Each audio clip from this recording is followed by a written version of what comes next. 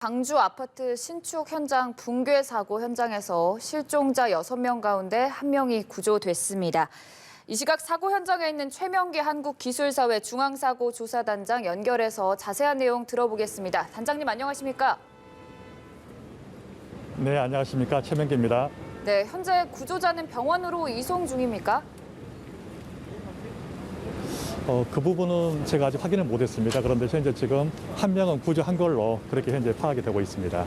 네, 앞서서 구조에 조금 시간이 걸릴 것으로 예상이 됐는데 구조가 어찌 진행됐습니까? 지금 이번에 구조되신 분은 현재 지하 1층에서 현재 이제 발견되셨던 현재 그분이시고요. 네. 나머지 5명에 대해서는 현재 유치 추적이 현재 되고는 있지만 구체적으로 어떤 층에 어떤 위치에 계신지에 대해서는 현재 아직까지 확인이 안 되고 있는 걸로 그렇게 현재 보이고 있습니다. 구조하는데 잔해물들이 많다고 전해 들었습니까? 어찌 좀 작업을 하는데 많이 힘겨운 상황인가요? 아무래도 이제 구조대들이 이제 구조 작업에 투입을 하게 되다 보면 어떤 그 기존에 붕괴됐던 그 잔재물들, 이 잔재물들이 추가적으로 현재 그 떨어진다든지 낙하할 수 있는 가능성도 있고요. 그리고 현재 그 타워 크레인, 이 타워 크레인 자체가 현재 붕괴될 가능성도 있고 또는 외벽에 외면 자체가 보면은 현재 역시 건물 쪽이든 또는 건물 바깥쪽으로 떨어질 가능성이 있어서 구조에 상당히 신중을 기하면서 구조를 하고 있는 걸로 그렇게 알고 있습니다. 사실 그런 부분 때문에 구조가 더 오래 걸릴 수 있다. 발견을 했지만 실질적으로 밖으로까지 모시는 데까지 시간이 걸릴 수 있다라고 했는데 그런 부분들이 어느 정도 좀 해소가 되고 있다라고 저희가 이해하면 되겠습니까? 지금 타워 붕괴 가능성 있는 이 타워 크레인을 현재 해체하기 위해서 조립용 1,200톤 현재 그 크레인이 반입이 돼서 오늘부터 내일 그리고 1월까지 아마 조립 작업이 진행이 될 것이고요. 그리고 아마 이 조립이 완료가 되면 본격적으로 붕괴 가능성 있는 타워 크레인에 대해서 해체가 현 작업이 진행이 될 것 같습니다. 해체 작업에는 하루나 이틀 정도가 소요될 것으로 판단이 되고요. 이 타워 크레인이 해체가 되면 추가적으로 붕괴 위험성에 대해서 보강을 하면서 본격적인 구조 작업이 실시가 될 걸로 예상이 되고 있습니다. 그러면 해체 작업과 이 수색 작업이 동시에 진행될 수 있는 건가요?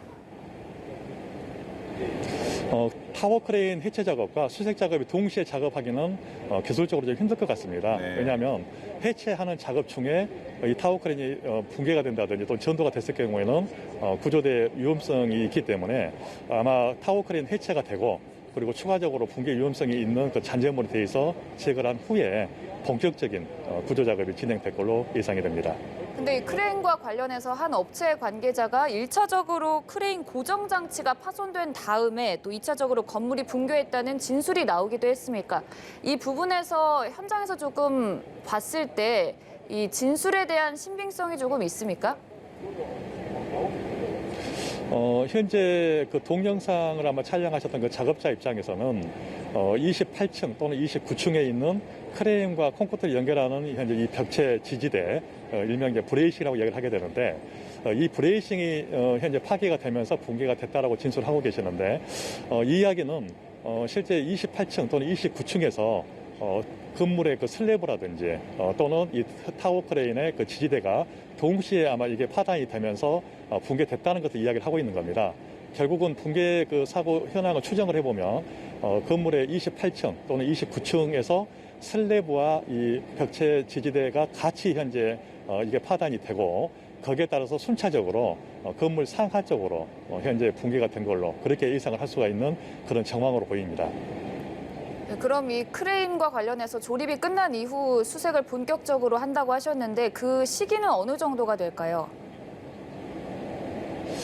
지금 조립 해체용 크레인이 현재 반입이 되고 이 크레인 자체를 또 조립을 해야 되기 때문에 네. 이 조립 시간이 한 이틀 정도가 소요될 걸로 예상이 됩니다. 그리고 실제 타워 크레인 붕괴될 가능성이 있는 타워 크레인을 해체하는 데는 하루 또는 이틀 정도 그 정도 기간이 소요될 걸로 예상이 되고 있습니다.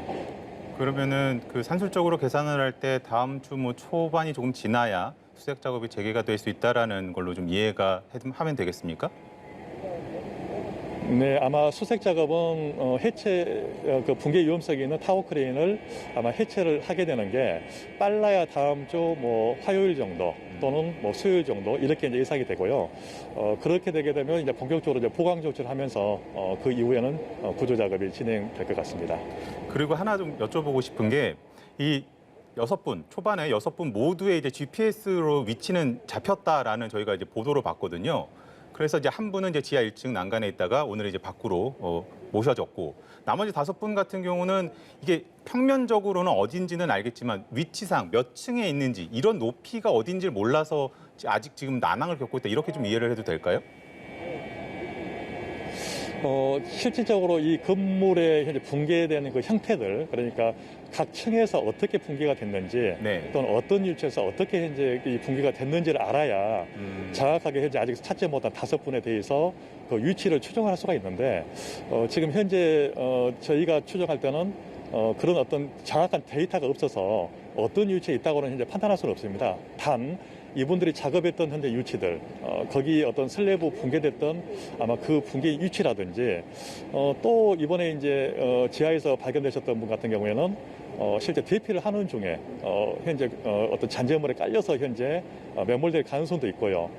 또는 그 위에 있는 어떤 슬래브가 이게 지하까지 떨어지면서 네네. 거기에서 현재 실질적으로 아마 매몰될 가능성이 있기 때문에 구체적인 것은 아마 전반적으로 유치 어떤 파괴 형상을 보면서 대표로라든지 작업 유치를 보면 아마 추정이 되기 때문에 그 유치를 중심으로 해서 수색이 돼야 될 걸로 판단이 됩니다. 그러면 현재 지금 수색 작업을 진행하실 때 밑에서부터 한 층 올라가고 아니면 위에서부터 한 층 내려온다든지 이런 식으로 약간은 찾아야 될 부분을 줄여나가는 그런 방식으로 진행이 되고 있는 건가요?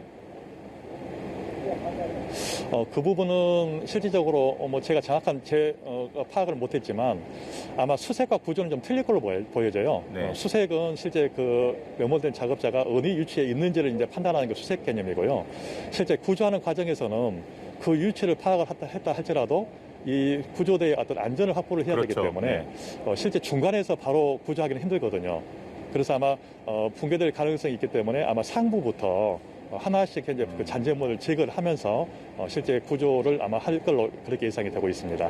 그럼 아예 중장비를 투입해서 수색하지 못하는 이유는 추가 붕괴의 가능성 때문인가요?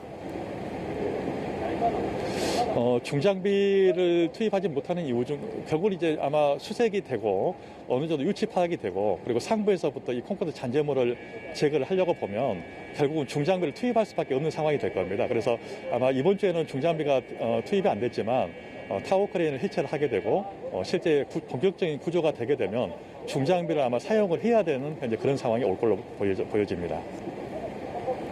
그럼 이 추가 붕괴 가능성이라는 게 현장에서 봤을 때 어느 정도의 위험도가 있는 상황인가요? 지금 외부에서 보셨을 때는 이 건물이 이제 뭐 남동쪽 또는 남서쪽 이쪽에서 이제 붕괴된 걸로 보이지만 네.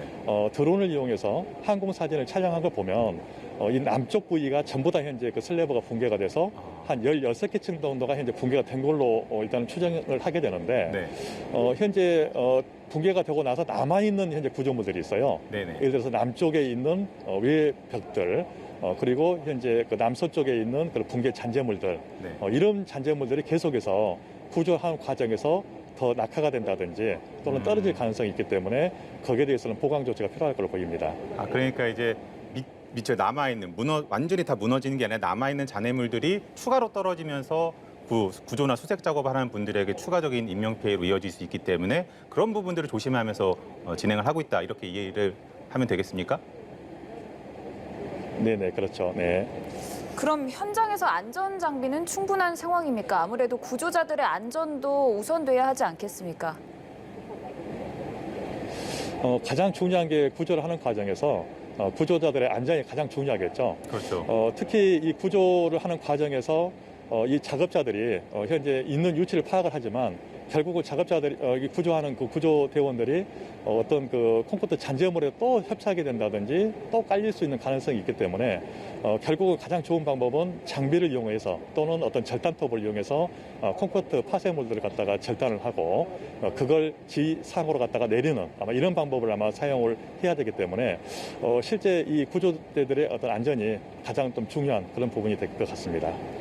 구조자분들께서 현장에 투입이 돼서 그렇게 구조 작업을 진행을 하고 또 수색 작업을 진행을 함에 있어서 좀 인원은 어느 정도까지 좀 동원이 돼 있고 뭐 지금 수색 시간이라든지 이런 건 어떻게 좀 진행이 돼 있는지 이런 것도 좀 궁금하거든요.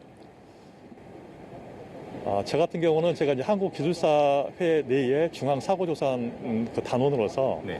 저희는 이제 기술적인 원인을 분석하기 때문에 네네네. 그 구조 부분은 현재 정확하게 파악을 못하고 있습니다. 알겠습니다. 그러면은 일단은 그러면은 아까 말씀을 하실 때 이게 그 구조적인 부분들에 대해서 좀 파악을 하고 계시다고 하니까 그러면은 이제 그 단장님께서 보시기에 이번 사고에서 가장 좀 아무래도 원인을 밝히는 부분, 이제 구조가 다 되고 나면 원인을 밝히는 부분이라든지 이런 부분들까지 가야 될 텐데 가장 좀 중점적으로 좀 지켜봐야 될 부분은 어떤 거라고 좀 파악하고 계십니까? 이번 사고는 어떤 한 가지 요인에 의해서 붕괴된 건 아니라고 일단 추정을 네. 하고 있고요. 그래서 결국은 이 설계적인 어떤 부분, 다시 말해서 구조적인 부분에서 이 구조 자체가 실제 안전한 구조였는지, 그래서 일명의 이제 저희가 무량판 구조를 아마 썼다라고 아마 네. 언론에서 많이 이야기를 하고 계시는데, 이 무량판 구조를 썼을 경우에 과연 이 정도 사고가 날 것인지에 대해서 일단 조사를 할 필요가 있고요. 네. 두 번째 부분은 실제 이 콘크리트 재료와 관련돼서 과연 어떤 불량 레미콘이 납품이 됐는지에 대해서도 조사를 할 필요가 있을 걸로 보입니다. 그래서 실제 경찰 쪽이든 또는 국토부에서 조사위원회 쪽에서는 이런 설계 부분 그리고 어떤 재료적인 부분 그리고 실제 시공을 하는 과정에서 어떤 철근에 대한 배금 부분 그리고 항상 제가 말씀드린 것처럼 어떤 콘크리트가 어떤 얼마나 굳어 있느냐에 대한 이런 강도에 대해서 실제 전반적으로 조사를 좀 하실 필요가 있다고 보여집니다. 알겠습니다. 뭐 이제 신속하게 구조 작업, 수색 작업도 이루어져야겠습니다만 작업하시는 분들의 안전도 충분히 담보될 수 있도록 노력해 주시길 바라면서 오늘 마무리를 하도록 하겠습니다. 지금까지 최명기 사고 조사 단장과 얘기 나눠봤습니다. 감사합니다.